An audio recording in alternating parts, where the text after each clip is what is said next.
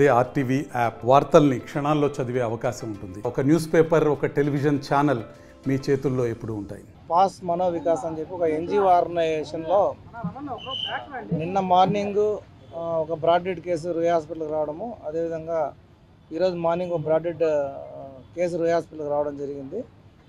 ఆ తర్వాత రూయ్ hospital RMO గారు నాకు ఫోన్ చేసి చెప్పడం జరిగింది బై 10 o'clock ఈ విధంగా ఒక కేసు డెత్ అయింది డ్యూ టు డయేరియా అని చెప్పడం జరిగింది. అందువల్ల ఇమ్మీడియట్గా నేను గౌరవ కలెక్టర్ గారికి అదేవిధంగా మా యొక్క టీం అందరికి కూడా ఇన్ఫామ్ చేసి అక్కడ సెంటర్ దగ్గర మెడికల్ క్యాంప్ పెట్టడం జరిగింది. అదేవిధంగా అంబులెన్స్ కూడా ఏర్పాటు చేయడం జరిగింది. అదేవిధంగా మన డిపిఓ గారికి, ఆర్డబ్ల్యూఎస్ ఇంజనీర్కి, అదేవిధంగా మెడికల్ కాలేజ్ ప్రిన్సిపాల్ గారి ద్వారా ఒక ఇన్వెస్టిగేషన్ టీం కూడా వేయడం జరిగింది. ఆ ఇన్వెస్టిగేషన్ టీంలో SPM professor, microbiology, medicine, surgery, paediatric department అందరినీ కూడా ఒక టీమ్గా పంపించి ఎందువల్ల ఈ విధంగా జరిగిందని చెప్పి బ్రాడ్డెడ్ కేసులు వచ్చాయని చెప్పి ఇన్వెస్టిగేషన్ జరిగింది.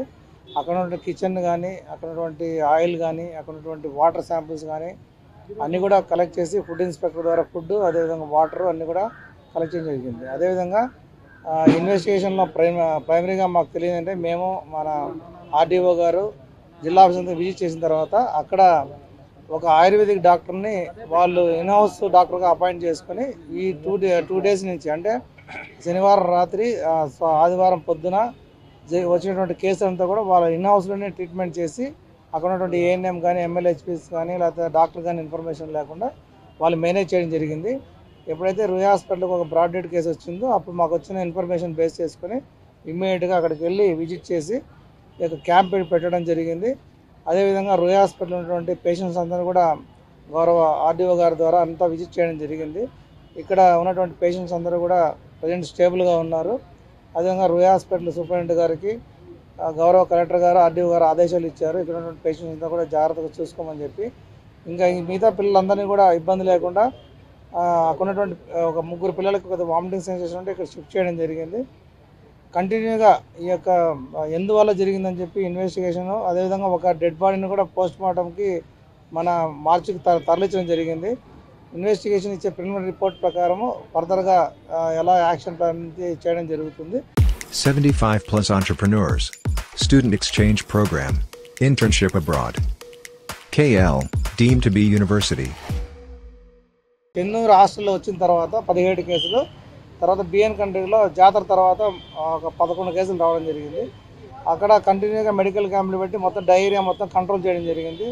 తర్వాత గౌరవ కలెక్టర్ గారి ఆదేశాల మేరకు జిల్లా అంతా కూడా ఒక్కసారిగా డ్రైవ్ చేసి అన్ని మినరల్ వాటర్ ప్లాంట్స్ కానీ, లేకపోతే ఎక్కడ ట్యాంక్స్ కానీ, ఓవర్ హెడ్ ట్యాంక్స్ కానీ అన్నీ కూడా డిపిఓ గారు, ఎస్సీఆర్డబ్ల్యూఎస్, డిఈఓ గారు జిల్లా మొత్తం ఒక టీమ్గా ఏర్పడి ఒకే రోజు 26వ తారీఖు డ్రైవ్ చేయడం జరిగింది. ఆ తర్వాత ఎక్కడ కూడా బయట అవుట్ బ్రేక్స్ అనేది కానీ డయేరియా కేసులు ఎక్కడ రాలేదు. ఇది ఇన్హౌస్గా ఒక ఆర్గనైజేషన్లో ఒక ఇన్స్టిట్యూట్లో బయటికి రాకుండా కేసెస్ చెప్పకుండా చేయడం వల్ల జరిగింది. ఇప్పటి నుంచి కూడా ప్రతి ఒక్క అర్ఫన్ సెంటర్ని, ప్రతి ఒక్క ఎన్జిఓ హోమ్ని, ప్రతి దగ్గర కూడా మా డాక్టర్స్ అందరు టీం అందరూ కూడా పంపించి, అదేవిధంగా ఈ యొక్క డిజేబుల్డ్ వెల్ఫేర్ ఆఫీసర్, జిల్లా ఆఫీసర్తో కూడా మాట్లాడి ఇంకెక్కడ కూడా ఇటువంటి ఇన్సిడెంట్లు జరగకుండా ప్రతి ఒక్క ఎన్జిఓ హోమ్ కూడా విజిట్ చేయడం జరుగుతుంది. Incubation Center, interactive sessions, Nikkei++ grade university. KL, deemed to be university. Pass Mano Vikas special school నుంచి ఇది ఒక ఆర్ఫన్ సెంటరు. ఈ ఆర్ఫన్ సెంటర్లో ఫుడ్ కాంటామినేషన్ జరిగిందని, అంటే పద్మావతిపురం తిరుచానూరు రోడ్లో ఉన్న ఈ సెంటర్ ఇది. ఇందులో మెయిన్గా మానసిక వికలాంగులు అందులో ఉంటారు. అలాగే ఆర్ఫన్ సెంటర్ బేసికల్గా అది. అంటే అక్కడ కొద్దిగా ఫుడ్ కంటామినేషన్ అయిందని మేము భావిస్తున్నాము. సో అక్కడ చాలా కేసులు వాళ్ళు డయేరియా తోటి, అలాగే వామిటింగ్స్ తోటి సఫర్ అయ్యారు. అయితే మాకు నిన్న కూడా 4-5 కేసులు వచ్చాయి. ఇవాళ కూడా మళ్ళీ కేసులు ఇంకా వస్తూనే ఉన్నాయి. ఇప్పుడు ప్రస్తుతానికి అయితే మన దగ్గర ఉన్న కేసులు 8 కేసులు ఉన్నాయి. ఈ 8 కేసులు ట్రీట్మెంట్ అనేది మేము అందజేస్తున్నాము. అందులో ఒక్క కేసు మటుకు బీపీ డౌన్ అయి ఉంది. వాళ్ళకి ఆక్సిజన్ పెట్టడం జరిగింది. కొద్దిగా ఆక్సిజన్ సాచురేషన్ తక్కువ ఉంది, కానీ స్టేబుల్గానే ఉంది. ఆ పిల్లవాడికి ఏం కావాలో అనేది చూస్తున్నాము. మిగతా 7 కేసులు అయితే స్టేబుల్గానే ఉన్నాయి. ఇక్కడ మనకు వాడికి ఏం కావాలో ఇన్వెస్టిగేషన్స్ మనకి మామూలుగా ఎలక్ట్రోలైట్స్, స్టూల్ ఎగ్జామినేషను, అన్ని యాంటీబయాటిక్స్, అన్ని మందులు ఇవ్వడం జరుగుతుంది. కానీ నిన్న మటుకు ఒక పేషెంట్ రావడమే డెత్ అయి వచ్చింది. 40 years of campus, hobby clubs, student mentoring, eco-friendly campus. KL, deemed to be university. అతను మనకి హిస్టరీ సరిగ్గా తెలియదు, డైరియా అని అనుకుంటున్నాము. అయితే ఇంకొక 16-year-old అబ్బాయిని మేము ఈరోజు మటుకు పొద్దున్న డెత్ అయింది. రావడమే సివియర్ డీహైడ్రేషన్లో ఆల్మోస్ట్ షాక్లో వచ్చింది. ఎంత రివైవ్ చేద్దామని ట్రై చేసినా కూడా షాక్లోకి వెళ్ళిపోయాడు 16-year-old అబ్బాయి. అతను ఎర్లీ మార్నింగ్ నుంచి సరిగా లేడు. 6:30 ప్రాంతాల్లో డెత్ డిక్లేర్ చేయడం జరిగింది. కాకపోతే ఏంటంటే ఇప్పుడు ఇంకా కేసులు ఇంకా ఎక్కువ వస్తాయేమో అని మేము అన్ని ప్రిపేర్ అయి ఉన్నాము. మేము ప్రత్యేకంగా ఒక ఐసోలేషన్ వార్డ్ కూడా ఇదివరకే మనము 1 week క్రితం 10 days క్రితమే ఒక ఐసోలేషన్ వార్డ్, స్పెషల్ వార్డ్ ఏర్పాటు చేయడం జరిగింది. ఇప్పుడు ఈ సెంటర్లో కూడా ఇక్కడ ఒక 10 beds ఏర్పాటు చేశాము సివియర్గా ఉన్న వాటిని ట్రీట్ చేయడానికి. కొద్దిగా స్టేబుల్ అవ్వగానే అక్కడ ఐసోలేషన్ వార్డులో పెడతాం. అక్కడ మనం 30 beds కూడా మనం పెట్టే స్కోప్ ఉంది. సో ఇంకా ఎక్కువ వచ్చినా కూడా వెంటనే మనం తప్పకుండా, మాకు ఆల్రెడీ హెల్త్ మినిస్టర్ గారు కూడా దీన్ని మానిటర్ చేస్తున్నారు. స్వయంగా ఆయన నాకు ఫోన్ చేసి ప్రత్యేకంగా దీని ఇన్స్ట్రక్షన్స్ ఇచ్చారు. ఎటువంటి పరిస్థితుల్లోనూ మంచి వైద్యం అందించాలి, అన్ని యాంటీబయాటిక్స్ ఏం కావాలన్నీ చూడమని చెప్పారు. ప్రత్యేకంగా మా సివిల్ సర్జన్ ఆర్ఎంఓ తులసిరామ్ గారిని ఇందులో నియమించడం జరిగింది. ఆయన కూడా మెడిసిన్ ప్రొఫెసర్ కాబట్టి ఆయన ప్రత్యేకంగా పర్యవేక్షిస్తున్నారు. నేను కూడా ప్రత్యేకంగా పర్యవేక్షిస్తున్నాను. సో ఆందోళన చెందవలసిన పని లేదు. మేము అన్నిటికీ సిద్ధంగానే ఉన్నాము. ఏ కేసులు వచ్చినా కూడా వాటికి అన్నిటికీ మా వైద్యం తప్పకుండా అందిస్తాం.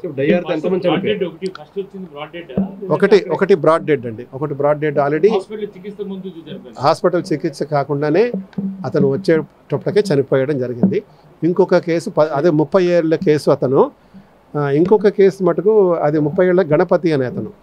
ఇంకా శేషాచలం అనే అతను మటుకు యాక్చువల్గా 16 ఏళ్ళు. వాళ్ళు మేము పీడియాట్రిక్స్లో అడ్మిట్ చేసాం, ఎందుకంటే కొద్దిగా మానసిక ఎదుగుదల లేదు కాబట్టి ఏజ్ తక్కువ అనుకుని మేము అడ్మిట్ చేయడం జరిగింది. అతను రావడమే సివియర్ డీహైడ్రేషన్తో వచ్చాడు.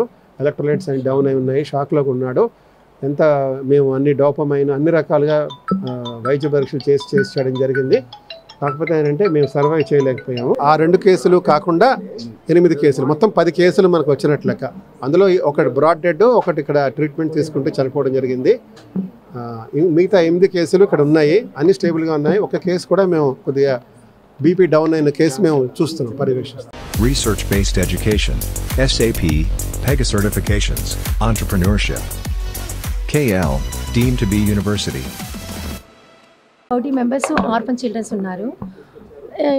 మొన్న సండే నైట్ ఒక అబ్బాయికి, అంటే గణపతి అనే అబ్బాయికి మోషన్స్ వామిట్స్ అవుతుందనేసి అని కేర్ టేకర్స్, అక్కడ ఉన్న కేర్ టేకర్స్ చెప్పారు. ఆమె చెప్పంగానే మళ్ళీ డాక్టర్ దగ్గర అడ్వైస్ తీసుకొని ఆ అబ్బాయికి వచ్చి ఓఆర్ఎస్ వాటర్ తాగించడం, ఓమికాన్ ట్యాబ్లెట్ వేసారంట. మేము మార్నింగ్ 9:30కి వస్తాం సార్ టీచర్స్ అనేవాళ్ళం. రాగానే ఇంకా అబ్బాయి హాల్లో పడుకోబెట్టాము.